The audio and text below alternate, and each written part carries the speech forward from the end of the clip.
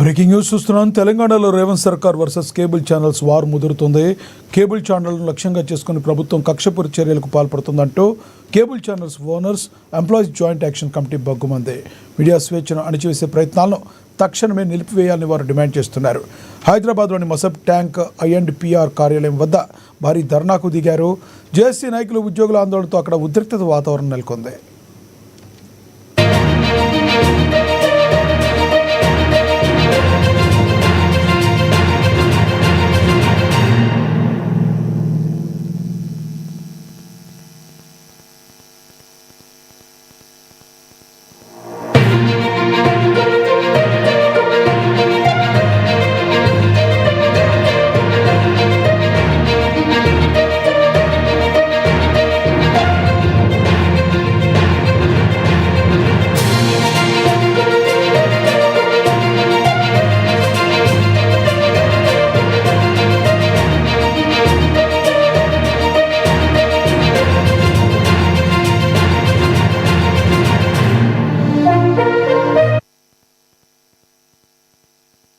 చర్చిస్తామని మనం మాట ఇవ్వడం జరిగింది.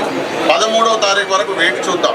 లేదు అని అంటే తప్పనిసరిగా మన భవిష్యత్ కార్యాచరణను ప్రకటించుకొని తప్పనిసరిగా కేబుల్ ఛానల్ జర్నలిస్టులకు అక్రిడేషన్ కార్డులు వచ్చేంత వరకు కూడా ఈ పోరాటాన్ని ఆపేది లేదు అని చెప్పేసి సందర్భంగా మరొకసారి ప్రకటన చేస్తూ దానికి Telangana union of working journalist సంఘం ఎల్లవేళలా అండగా ఉంటుందని చెప్పేసి ప్రకటన చేస్తాం.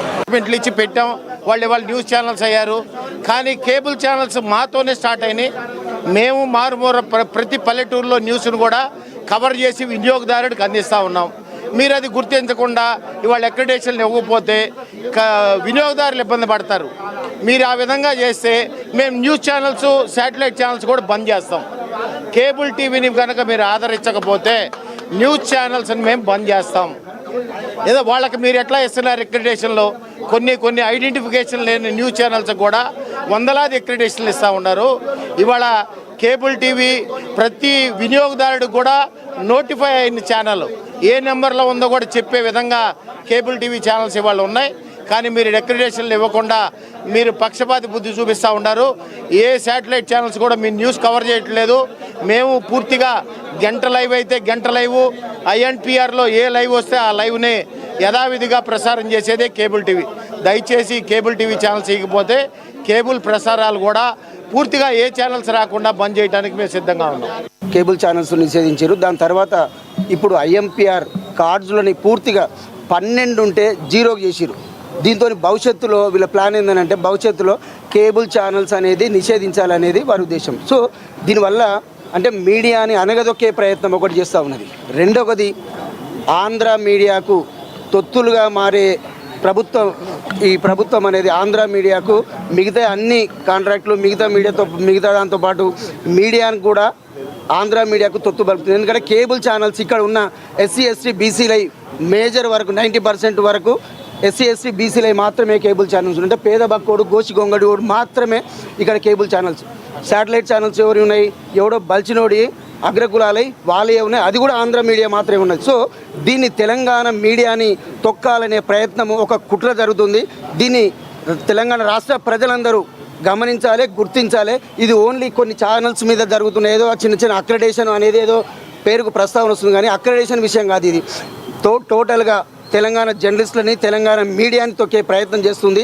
సో మిత్రులారా, అలాగే సీఎం దృష్టికి గత 2 నెలలుగా మేము సెక్రటరియట్కి వెళ్ళినాం, కమిషనర్కి ఇచ్చినాము, INDPR మినిస్టర్కి ఇచ్చినాము.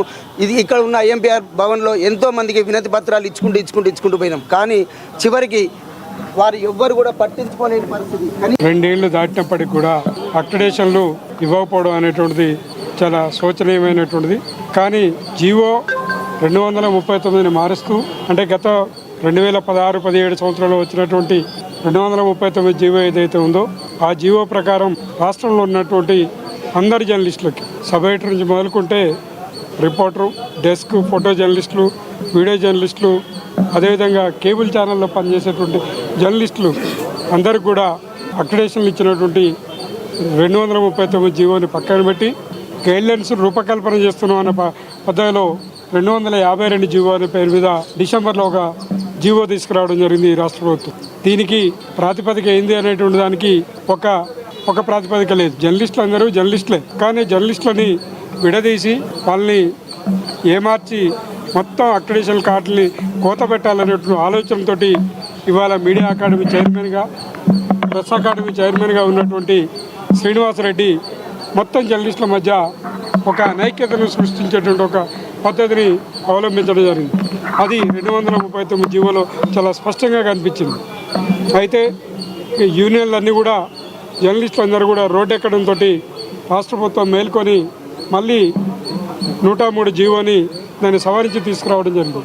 ఆ జీవోలో కూడా కనీసం యూనియన్లు రిప్రజెంట్ చేసినటువంటి వాటి ఏవైతే అంశాలు ఉన్నాయో వేటిని కూడా కొన్నింటిని మాత్రమే పరిష్కరించి మరికొన్నింటిని పక్కన పెట్టి ప్రధానంగా కేబుల్ జర్నలిస్టులు ఎవరైతే ఎవరో వాళ్ళందరికీ జీరో చేసి, కేబుల్ జర్నలిస్ట్ అంటే జర్నలిస్ట్ వార్తా సేకరణ కోసం ఎక్కడికైనా పోయేటువంటి అవకాశం ఉన్నటువంటి జర్నలిస్టులకు అక్రిడిటేషన్ ఇవ్వకుండా గతంలో 2039 జీవో ప్రకారం ప్రతి కేబుల్ ఛానల్కి 12 INPR కార్డులు ఇవ్వడం జరిగింది. తెలంగాణ రాష్ట్రం ఏర్పడిన తర్వాత 10 సంవత్సరాల్లో బహుశా ఉన్నటువంటి బీఆర్ఎస్ ప్రభుత్వం ఎక్కడ కూడా కేబుల్ జర్నలిస్టులకు కానీ కేబుల్ టీవీ వాళ్ళకు కానీ ఎక్కడ ఎన్పానల్మెంట్ కానివ్వండి, జర్నలిస్టుల కోసం చేసినటువంటి సర్వీసెస్లో ఒక కరోనా పీరియడ్లో మాత్రం పూర్తి స్థాయిలో జర్నలిస్టులకు అండగా ఉన్నారు. జర్నలిస్టులకు ఒక 100 కోట్ల ఫండ్ కూడా ఇవ్వడం జరిగింది.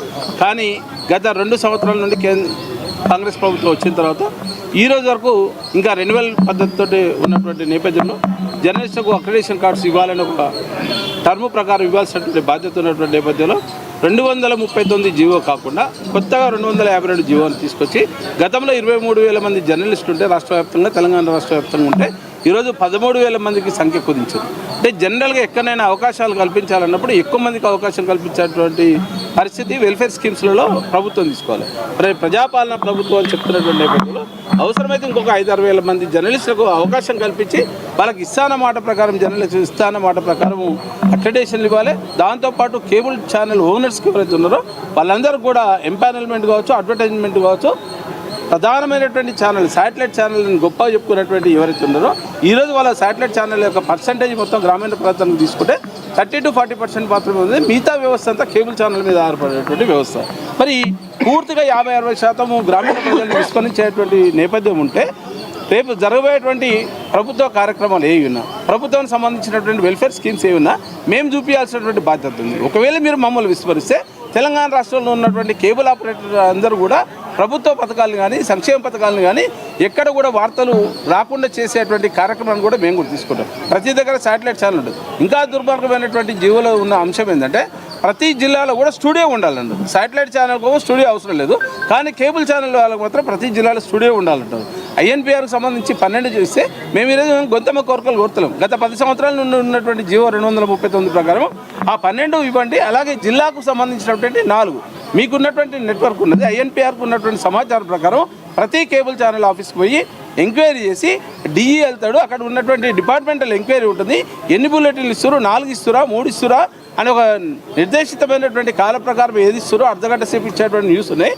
ఎక్కడ కూడా శాటిలైట్ ఛానల్కు సంబంధించి తక్కువ చేసి ఎక్కడ కూడా కేబుల్ వ్యవస్థ లేదు. ఈరోజు ఛానళ్లను మొత్తమే వాళ్ళను కన్వర్ట్ చేయాలి, లేక చిన్న చూపు చూడాలని చెప్పి ప్రభుత్వం భావించడం సరైన వైఖరి కాదు. కేబుల్ ఛానళ్ళ పాత్ర పట్ల మీకు అవగాహన ఉంటే ఆ పని చేసే వాళ్ళు కాదు. ఇవాళ కేబుల్ ఛానళ్ళు కూడా గ్రామీణ స్థాయి నుండి పట్టణ స్థాయి వరకు, అంటే పల్లె నుండి రాష్ట్ర రాజధాని వరకు ప్రతి సమాచారాన్ని ఎప్పటికప్పుడు వాళ్ళు అందిస్తున్నారు. చాలామంది అప్పులు చేసి ఛానల్ నిర్వహిస్తున్నారు. వాటిని పట్టించుకోకుండా, పరిగణలో తీసుకోకుండా వాళ్ళను విస్మరించడం అనేది ఇది ప్రభుత్వ ధోరణి సరైనది కాదు. మేము గతంలో చెప్పాం మంత్రి గారికి, మళ్ళీ చెప్తున్నాం. ఈ ధర్నా సందర్భంగా ఈ ధర్నా ఇంతటితోనూ అయిపోయింది, మేము సమస్య పరిష్కారం అవుతుంది కూడా అనుకో. ఖచ్చితంగా JAC చేపట్టే ముందు చేపట్టే ఆందోళనలు కూడా తెలంగాణ రాష్ట్ర వర్కింగ్ జర్నలిస్టుల సంఘం బాధ్యులుగా మేము ఖచ్చితంగా వారికి సంఘీభావాన్ని ప్రకటిస్తాం. 100% వాళ్ళు వాళ్ళకు న్యాయం జరగాల్సిందే అని చెప్పి కూడా ఆమె కోరుతున్నాం. ఇంతకుముందు చెప్పినట్టుగా జిల్లాలలో స్టూడియోలు అనేది క్రైటీరియా కాదు. సమాచారం జిల్లాలో ఇస్తున్నారా లేదా, ఆ కోణంలో ఆ సమాచారాన్ని